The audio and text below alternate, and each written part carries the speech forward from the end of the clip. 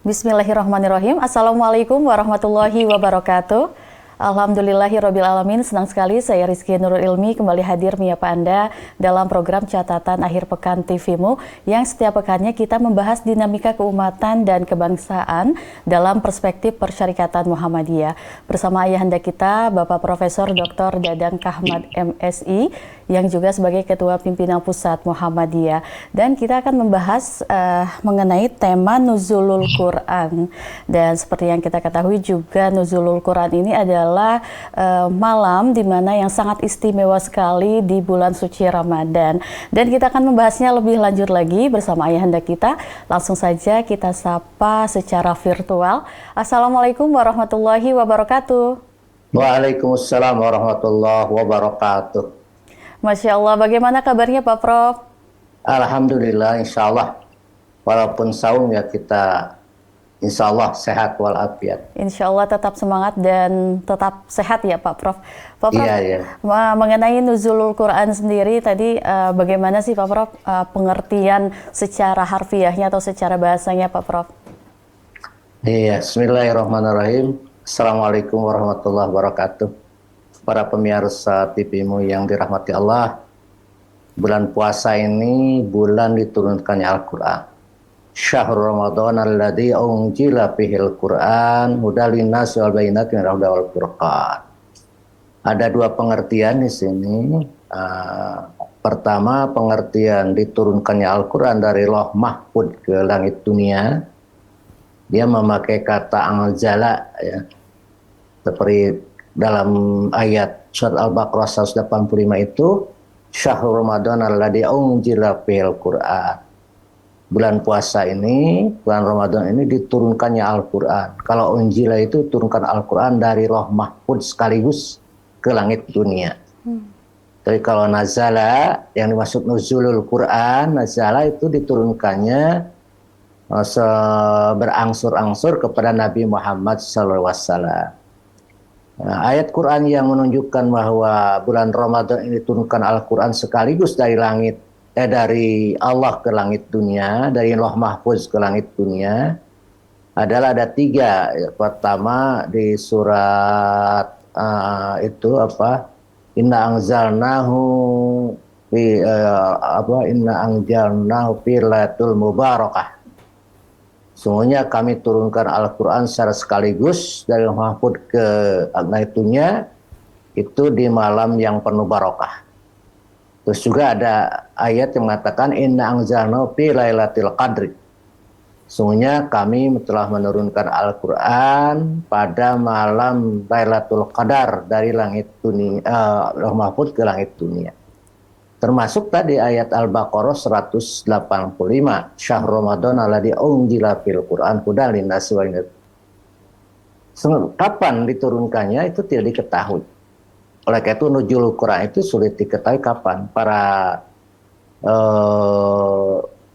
ulama ada yang mengatakan tanggal 8 Ramadan, tanggal 18 Ramadan, tanggal 21 Ramadan, 23 Ramadan. Oleh karena itu Muhammadiyah tidak menghususkan peringatan Nuzulul Quran 17 Ramadan. Karena kita sepakat bahwa itu tidak. Tapi pada sahri Ramadan, pada bulan Ramadan itu betul.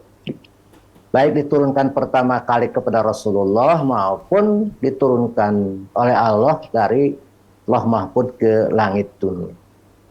Karena Rasulullah menerima wahyu pertama juga diyakini sebagai bulan Ramadan. Tapi ada juga yang mengatakan diyakini bulan Rajab ya 27. Saya kira tidak kita perbincangkan di sini. Tapi yang jelas memang ayat pertama diturunkan oleh Allah kepada Nabi Muhammad itu ialah surat Al-Alaq 1 sampai 5. Yaitu Iqra bismi rabbikal ladzi khalaq, khalaqal insana min 'alaq, Iqra wa rabbukal akram, dan seterusnya. Ini yang mungkin menarik sekali ya nanti dalam pembicaraan kita selanjutnya berkenaan dengan Iqra, berkenaan dengan Allama Adama asma kullaha dan lain sebagainya kita akan bahas. Tetapi yang jelas bahwa turunnya Al-Quran itu pada bulan Ramadan yang di sana disebutkan hudal linnasi wal bayyinatin minal huda wal furqan, petunjuk bagi manusia dan penjelasan atas petunjuk, wal furqan, dan yang membedakan mana yang hak dan mana yang batil, mana yang baik, mana yang buruk, itu adalah Al-Qur'anul Karim. Jika kita baca baik teks Arabnya maupun dengan terjemah Al-Qur'annya. Baik, Pak Prof, terkait momentum dari nuzulul Quran sendiri juga tentunya kan ada keutamaan, dan tadi Pak Prof menjelaskan proses-prosesnya begitu turunnya wahyu Al-Quran begitu. Nah Pak Prof, kita akan jeda terlebih dahulu dan membahasnya lebih lanjut lagi di segmen berikutnya. Tetaplah bersama kami pemirsa di Catatan Akhir Pekan TVmu. Ya, terima kasih pemirsa, Anda masih bersama kami dalam program Catatan Akhir Pekan TVmu, dan kita masih membahas mengenai momentum nuzulul Quran. Tadi Pak Prof Dadang juga sudah sampaikan terkait nuzulul Quran ini bisa di tanggal 8, bisa di tanggal 15, 17, ataupun 20. Nah, begitupun juga Muhammadiyah yang jelas begitu ya, dalam bulan suci Ramadan kita tetap diharuskan melaksanakan kegiatan atau ibadah pada malam hari atau qiyamul lail. Dan pemirsa, tadi Prof juga sudah menyinggung sedikit tentang proses turunnya wahyu Al-Quran begitu, dan Pak Prof bisa menjelaskan kembali bagaimana sih sebetulnya proses turunnya Al-Quran ke dunia ini ya Pak Prof, silakan. Ya, jadi kalau proses turunnya Al-Quran itu sangat panjang ya, selama kerasulan Nabi Muhammad SAW, yaitu 22 tahun, 2 bulan, 22 hari. Jadi selama itulah Al-Quran itu berangsur-angsur turun sesuai dengan kebutuhan jawaban terhadap masalah yang dihadapi oleh Rasulullah SAW. Ya, ayat yang pertama sudah saya sebutkan tadi ya, tentang Iqra, membaca. Itu sesuatu yang aneh karena yang diturunkan itu bukan bacaan, tetapi wahyu ya, yang bukan dalam bentuk bacaan, tapi Allah Subhanahu wa Ta'ala menyuruh baca, Iqra, sehingga Rasulullah mengatakan ma'ana biqarin, aku tidak bisa membaca. Juga Iqra. Oleh karena itu ini mungkin kata para ulama, kita diharuskan menjadi pembaca, orang yang harus membaca. Membaca itu ialah suatu gerbang ilmu ya, yang orang Islam itu harus menguasai ilmu pengetahuan. Tetapi ayat ini tidak dipraktekkan oleh orang-orang Islam. Mereka hanya membaca Al-Quran. Ya tidak apa-apa, sebetulnya membaca Al-Quran bagus juga, bahkan dengan artinya, dengan maksud-maksud maknanya itu lebih baik.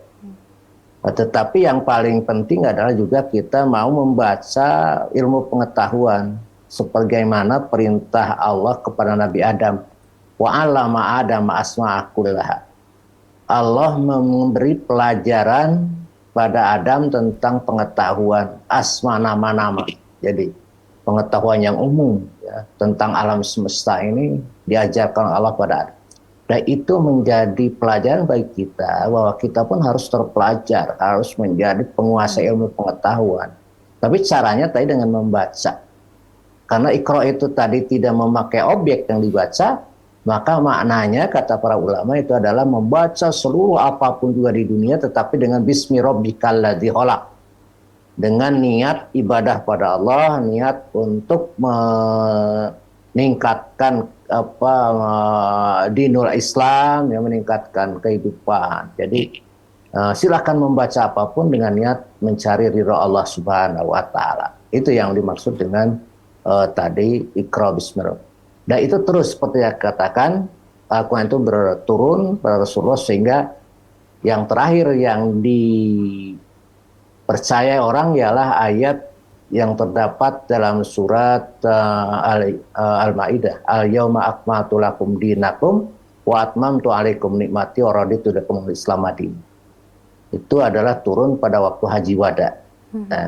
Al-yauma akmaltu lakum, hari ini telah aku sempurnakan, akmaltu lakum dinakum, agamamu. Al-yauma akmaltu lakum dinakum wa atmamtu alaikum nikmati, telah aku sempurnakan nikmatku, wa raditu lakum dina, dan telah aku ridhoi agama Islam itu sebagai agama. Raditu Islam Madinah. Oleh karena itu ini menjadi petanda dan para sahabat yang mengerti seperti Ibnu Abbas bersedih karena berarti misi kerasulan Nabi Muhammad SAW telah berakhir, sehingga mereka akan merasakan keperpisahannya dengan Rasul. Betul saja, tidak berapa lama dari hal itu Rasulullah wafat, ya, meninggal dunia. Ini sebagai sebuah peringatan dari Allah Subhanahu Wa Taala berkenaan dengan itu mengenai proses turunnya Al-Quran.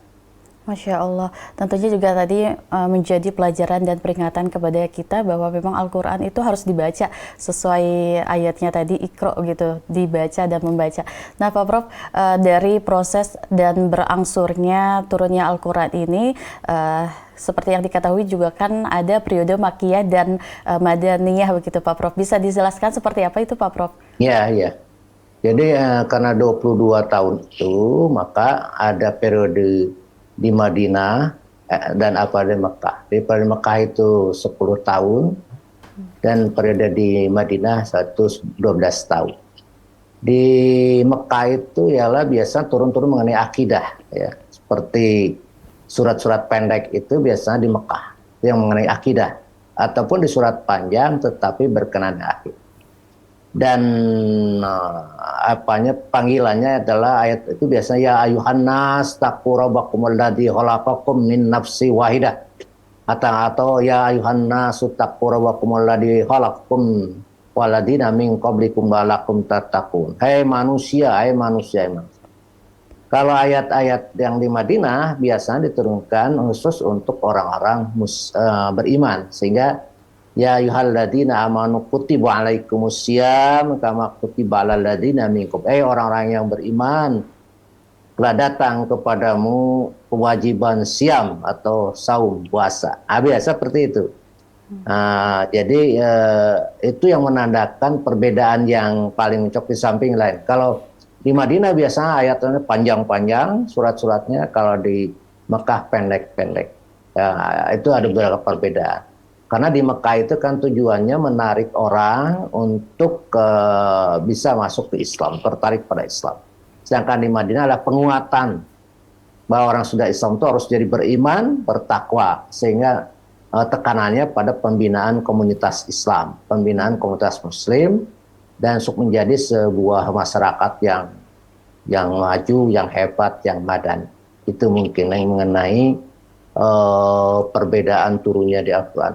Dan ini berlangsung sesuai dengan tadi kebutuhan terhadap permasalahan yang dihadapi oleh Rasulullah SAW. Karena seperti turunnya An-Nur ayat 11 sampai 21 itu kebutuhan penjelasan tentang bersihnya Siti Aisyah dari tuduhan-tuduhan orang munafik terhadap Siti Aisyah. Maka dijelaskanlah oleh Allah mengenai kebersihannya Siti Aisyah. Itu mungkin. Baik Pak Prof. Artinya juga dalam Nuzulul Quran ini proses berangsurnya turunnya Al-Quran memang sesuai dari kebutuhan dan kehidupan pada masa Rasulullah begitu ya Pak Prof. Pak Prof, kita jeda terlebih dahulu, semakin menarik lagi perbincangan kita mengenai Nuzulul Quran. Tetaplah bersama kami pemirsa dalam Catatan Akhir Pekan TV-mu. Ya, terima kasih pemirsa, Anda masih bersama kami dalam Catatan Akhir Pekan TV-mu dan kita masih membahas mengenai Nuzulul Quran. Tadi tentunya juga pemirsa sudah mendengarkan dan menyaksikan banyaknya keutamaan yang ada dalam momentum Nuzulul Quran. Dan tadi Prof juga sudah sampaikan mengenai turunnya wahyu Al-Quran. Tentunya juga ada maksud dan tujuan begitu dengan turunnya Al-Quran ini dari Allah Subhanahu Wa Taala. Nah, Pak Prof bisa menjelaskan kembali sebetulnya apa saja nih fungsi dari Al-Quran ini sendiri Pak Prof? Ya, terima kasih Neng. Al-Quran ini diturunkan kan tadi sebagai petunjuk. Jadi tidak mungkin manusia itu bisa hidup sesuai dengan apa yang dikehendaki Allah kecuali dengan Al-Quran. Oleh karena itu tadi sebagai petunjuk maka kita harus baca, harus kita pahami, renungan dan dilaksanakan. Oleh karena itu Muhammadiyah itu menekankan kepada kita pelaksanaan, bukan pada kemampuan tilawah yang bisa dipertandingkan, bukan karena kemampuan untuk terus dibaca, tapi kemampuan kita juga di samping membaca, memahami juga melaksanakan. Oleh karena itu kita mencoba melaksanakan ayat per ayat dalam kehidupan ini. Mungkin tidak akan semuanya ya, karena itu akan perlu adaptasi yang luar biasa. Tapi kita ingin meniru Nabi Rasulullah SAW, karena Nabi Rasulullah itu adalah atau perwujudan Al-Quran dalam kehidupan itu Rasulullah. Jadi 22 tahun itu Rasulullah memperlihatkan bagaimana kehidupan menurut Al-Quran. Contoh saja, mungkin ayat-ayat yang bagi yang sederhana bagi kita adalah ayat akhlak saja. Ya. Kita sabar, as-sabirin, was-sadiqin, wal-qanitin, wal-munfikin, wal-mustabfirin bil asyad. Orang sabar, orang jujur, orang taat, orang dermawan, dan orang yang beristighfar di waktu malam. Itu kan sesuatu yang bisa kita praktekkan. Ya. Terus juga ada ayat yang mengatakan, wasari'u ila magfirati min rabbikum wa jannatin arduhas samawati wal ardu uiddat lil muttaqin. Ampunan Allah dan surga itu diberikan kepada orang yang bertakwa, itu ialah alladzina yunfikuna fis sarayat, orang yang menginfakkan hartanya baik waktu susah maupun waktu senang. Wal kadhiminal ghadz, yang menahan marah, wal afinan nas, dan orang yang mampu memaafkan kesalahan manusia. Kan itu bentuk akhlak-akhlak ya. Saya kira kita kalau yang mudah aja, yang akhlak yang bisa kita praktekkan sehari-hari. Di samping yang ibadah mahdoh, aqimus sholat wa atuz zakah wa shaum ramadan wal hajjil baiti ilal baitullah man istata ila sabil, itu umpamanya. Salat, puasa, zakat, haji, itu memang kewajiban utama kita ya. Tidak boleh kita sedikit pun melonggarkan ke empat itu, bahkan 5 dengan syahadat ya. Kita tidak boleh, karena itu merupakan bunyal Islam. Dasar dari bangunnya Islam itu adalah, fondasi Islam itu adalah yang 5 itu. Bunyal Islam ala khamsin, syahadatu alla ilaha illallah wa anna muhammadar rasulullah, wa aqimus shalah wa atuz zakat wa shaum ramadan wal hajjil baiti man istata'a ilaihi sabil. Tapi yang paling penting sekali adalah syahadat dan sholat ya. Itu penting. Kalau zakat kan kalau mampu kita ya, nisab dan haul. Kalau haji juga mampu kita ya, manistata ila sabil ya, manistata ila sabil, kita mampu untuk berkesananya.